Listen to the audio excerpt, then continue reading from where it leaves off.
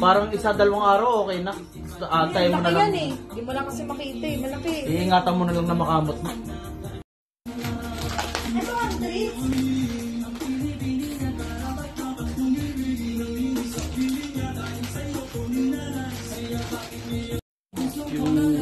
Dito nga na tayo. Dito na tayo.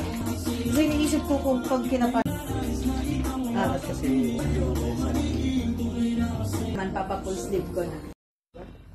Ano daw ba gusto palagay ni Ina? Sa Bangladesh. Sabi nga pa, nung bago katinong tattoo ko.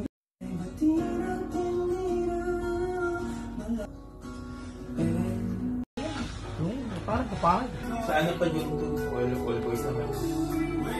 May nawala ko sa isang labas.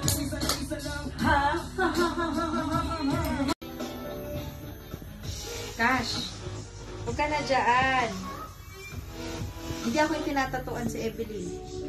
Nanonood din. Oo, gusto niya aakyat siya dyan, tingnan mo. Tatabi sa'yo yun. Bakit baka biglang pagkakako na eh? Don't just explore new horizons. They build new beginnings.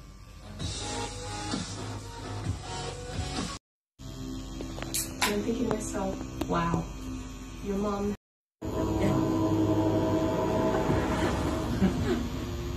A woman is dead and her husband injured after a home invasion in Markham. Police tell us that there was a knock at the door at the home where this couple lives. Then 3 gunmen burst inside. Why McCann's household?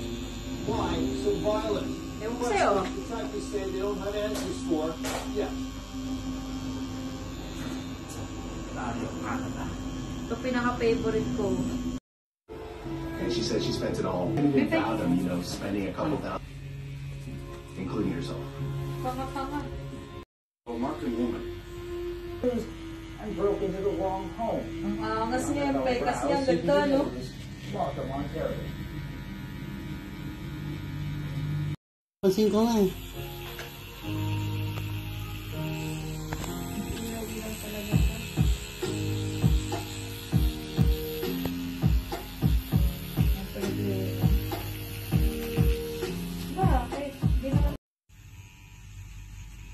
Parang ang linaw ng camera ko, boss. Tuloy ang vida sa aking isip.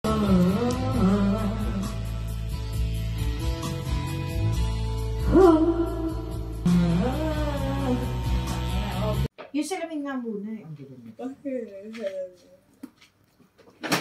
Dahil pa kasi ako, nadilit ko ako.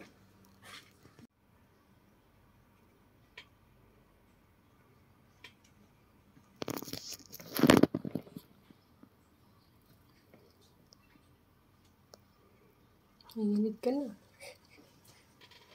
Oo, agad na eh, no? Ilang oras yan?